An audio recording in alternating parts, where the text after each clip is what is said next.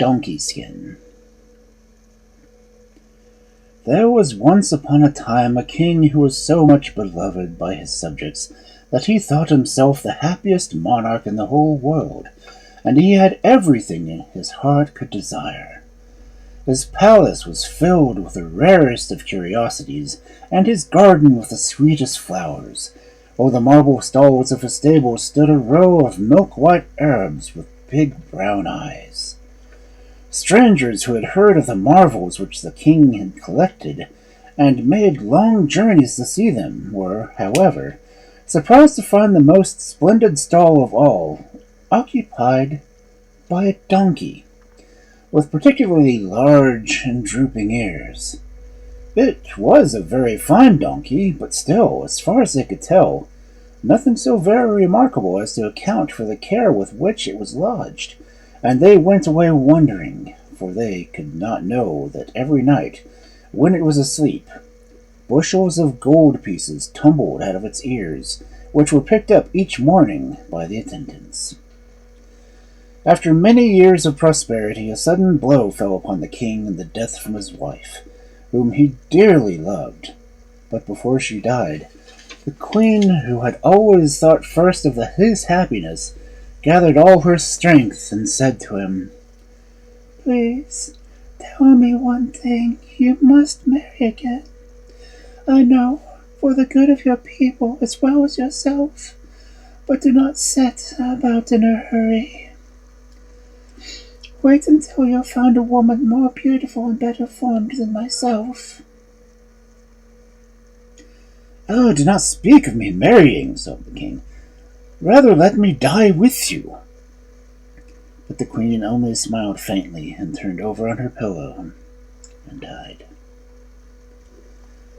For some months the king's grief was great. Then gradually he began to forget a little, and, besides, his counselors were always urging him to seek another wife. At first he refused to listen to them, but by and by he allowed himself to be persuaded to think of it, only stipulating that the bride should be more beautiful and attractive than the late queen, according to the promise that he made her.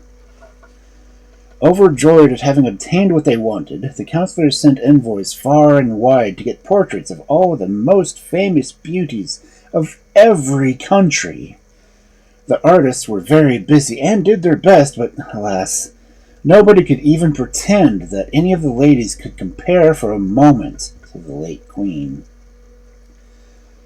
At length, one day, when he had turned away, discouraged from a fresh collection of pictures, the king's eyes fell on his adopted daughter, who had lived in the palace since she was a baby, and he saw that, if a woman existed on the whole earth more lovely than the queen, it was she. He had once made known what his wishes were, but the young girl, who was not at all ambitious, and had not the faintest desire to marry him, was filled with dismay and begged for time to think about it. That night, when everyone was asleep, she started in a little car drawn by a big sheep, and went to consult her fairy godmother. "I know what you have come to tell me," said the fairy, when the maiden stopped out of the car.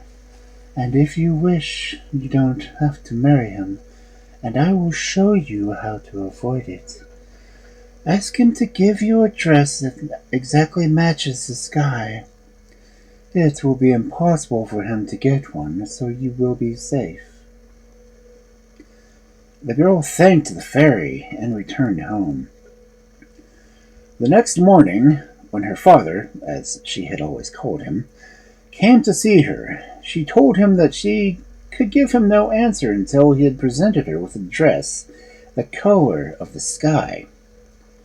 The king, overjoyed at this answer, sent for all the choicest weavers and dressmakers in the kingdom, and commanded them to make a robe the color of the sky, without an instant's delay, or he would cut off their heads at once.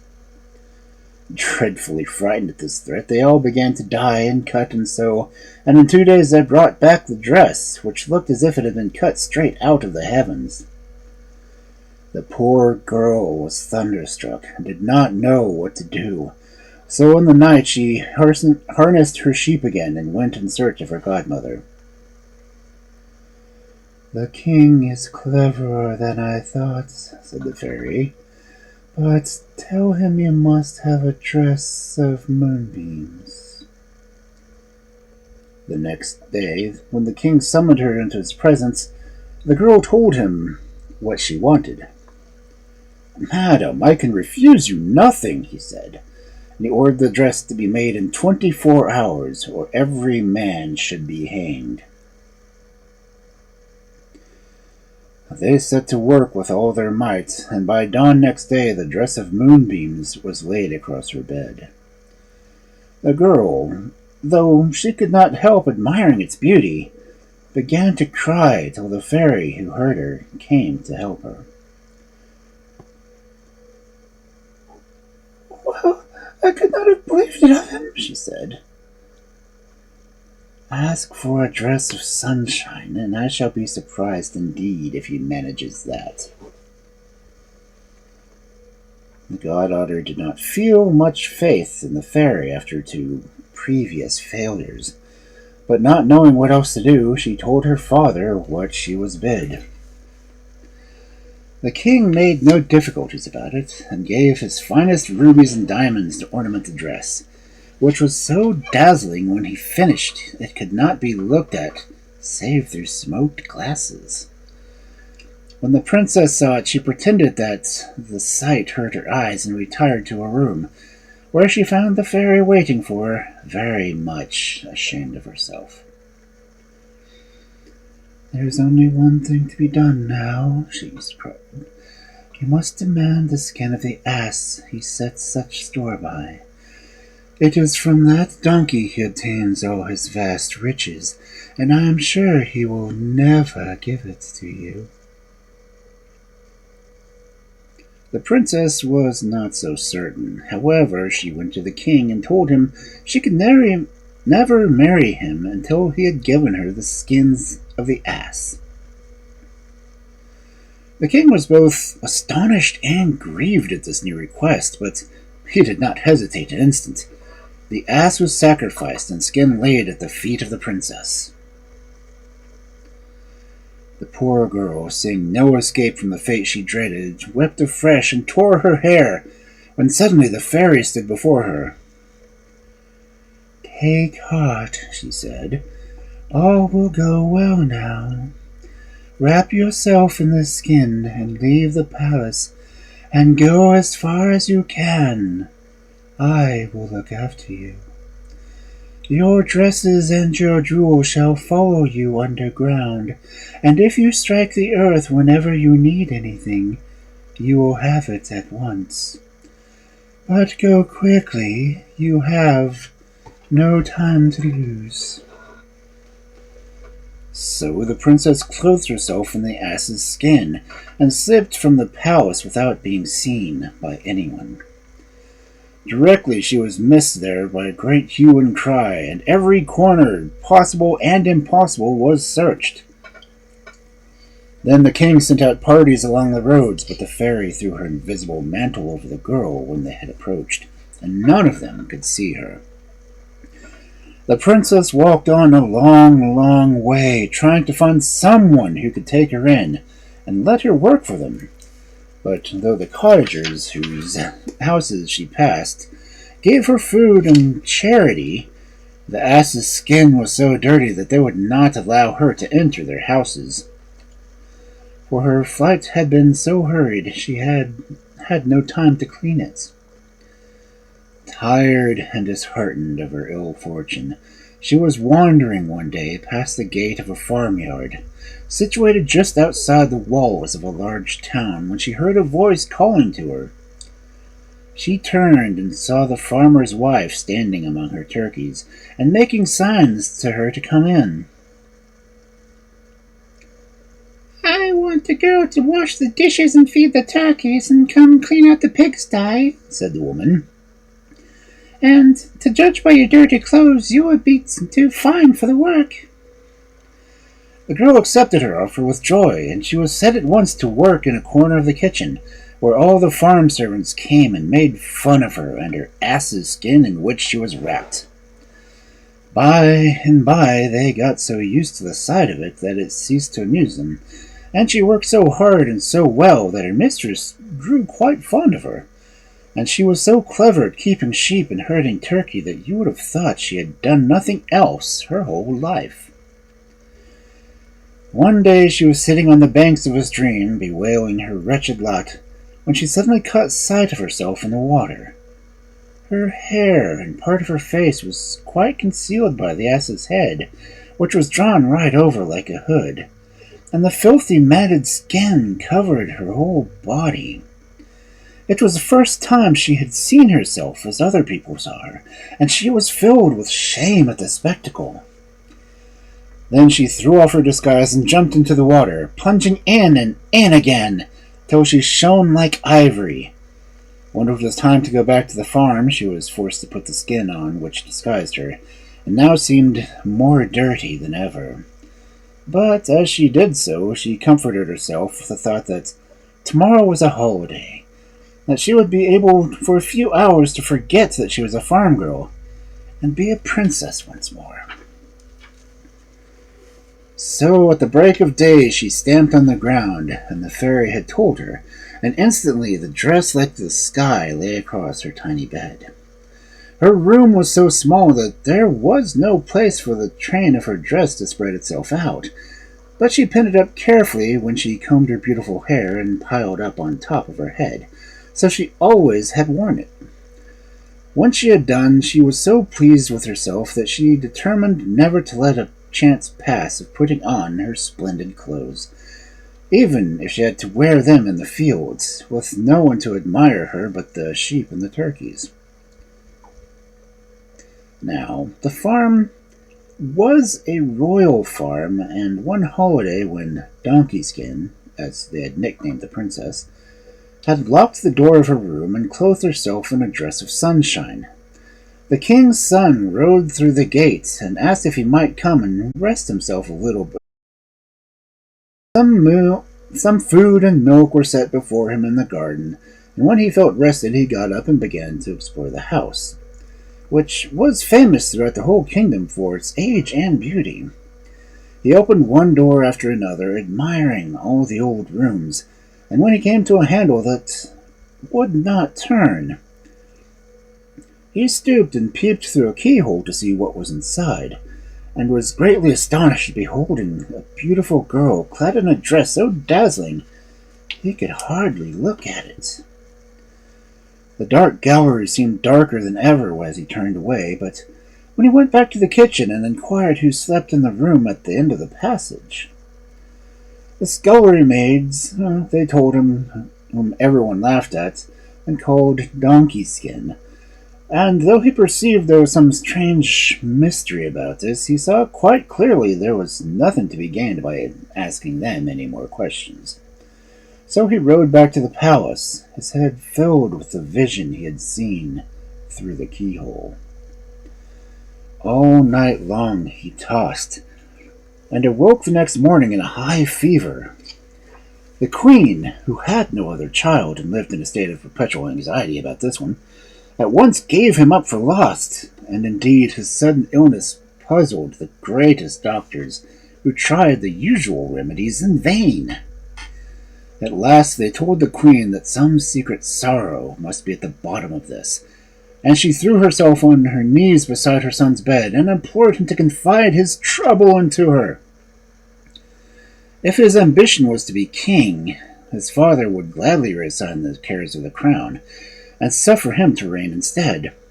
Or, if it was love, anything should be sacrificed to get for him the wife he desired, even if she were the daughter of a king with whom the country was at war in present. Madam, replied the prince, whose weakness would hardly allow him to speak, do not think me so unnatural as to wish to deprive my father of his crown. Though, as long as he lives, I shall remain the most faithful of his subjects.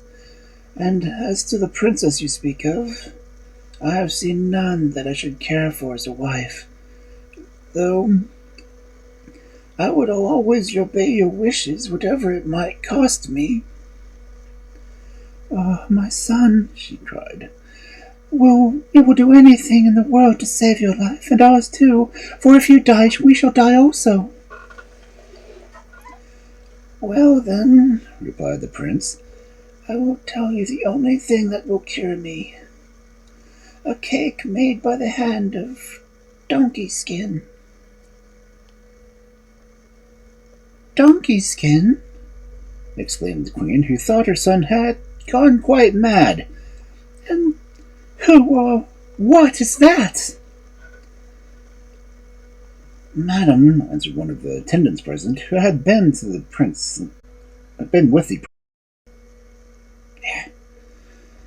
"donkey skin is, next to the wolf, the most disgusting creature on the face of the earth. She is a girl who wears a black, greasy skin and lives at your farmer's as a hen wife." "Never mind," said the queen. "My son seems to have eaten some of her pastry. It is the whim of a sick man, no doubt, but send at once to let her bake a cake." The attendant bowed and ordered a page to ride with the message. Now, by no means certain that Donkeyskin had not caught a glimpse of the prince, either when his eyes looked through the keyhole or else her little window, which was over the road. But whether she had actually seen him or only heard him spoken of, directly she received the queen's command, and flung off the dirty skin, washed herself from head to foot, and put on a skirt and bodice of shining silver. Then, locking herself into a room, she took the richest cream, finest flour, and freshest eggs on the farm, and set about making her cake.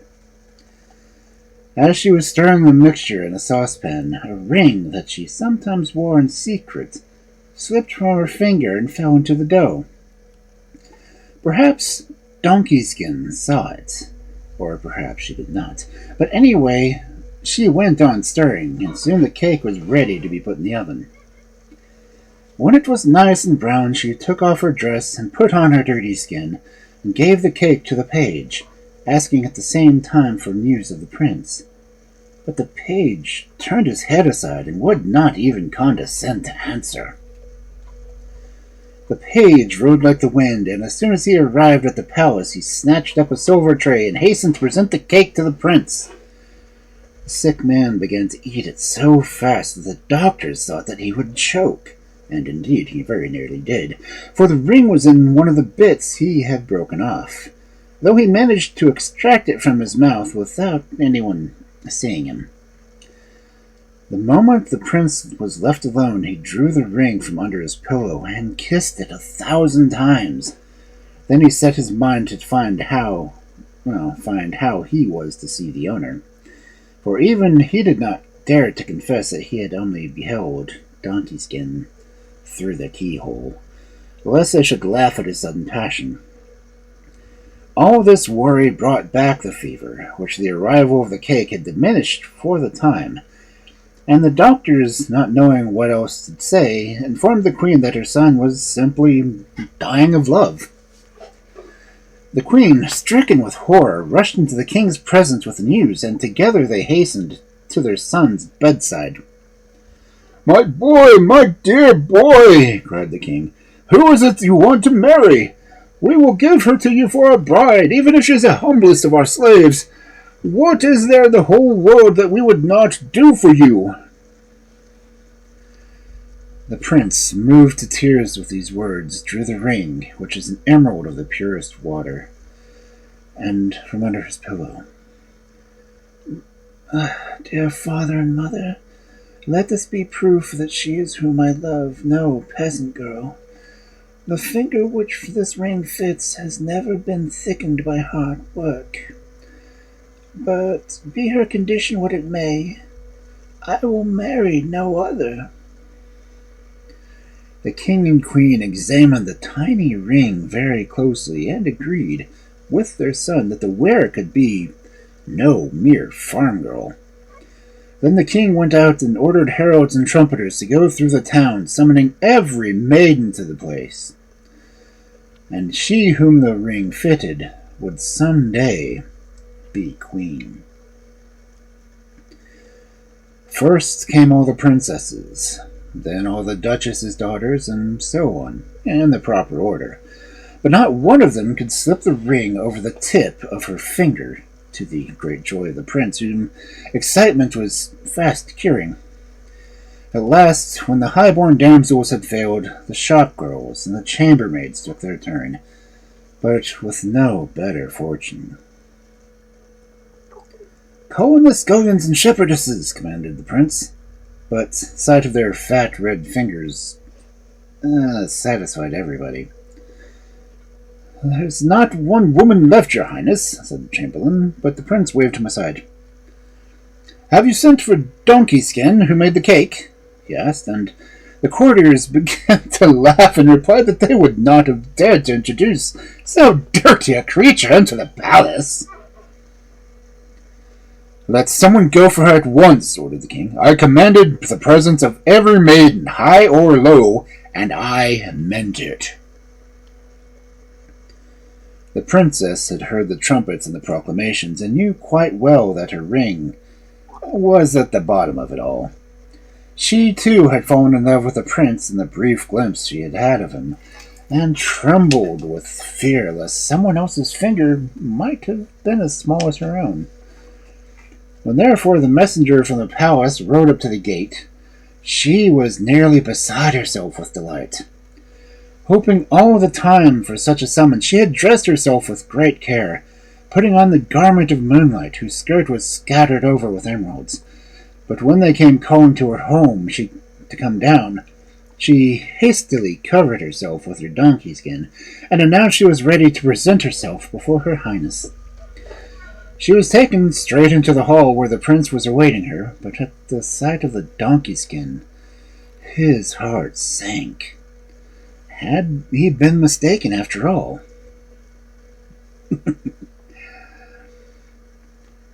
"Are you the girl," he said, turning his eyes away as he spoke, "you the girl who has the room in the furthest corner of the inner court of the farmhouse?" "Yes, my lord, I am," she answered. "Hold out your hand, then," continued the prince, feeling that he must keep his word, whatever the cost. And to the astonishment of everyone present, a little hand, white and delicate, came from beneath the black and dirty skin. The ring slipped on with the utmost ease, and as it did so, the skin fell to the ground, disclosing a figure of such beauty that the prince, weak as he already was, fell on his knees before her, while the king and queen joined their prayers to his. Indeed, their welcome was most warm, and the caresses so bewildering that the princess hardly knew how to find any words to reply, when the ceiling of the hall opened, and the fairy godmother appeared, seated in a car made entirely of white lilac. In a few words she explained the history of the princess, and how she had come to be there, and without losing a moment, preparations of the most magnificent kind were made for the wedding. The kings of every country on earth were invited, including, of course, the princess's adopted daughter. By this time he had married a widow, and not one refused. But what was strange assembly was, each monarch traveling in the way he thought most impressive. Some came borne in litters, others had carriages of every shape and kind, while the rest were mounted on elephants, tigers, and some even riding upon eagles.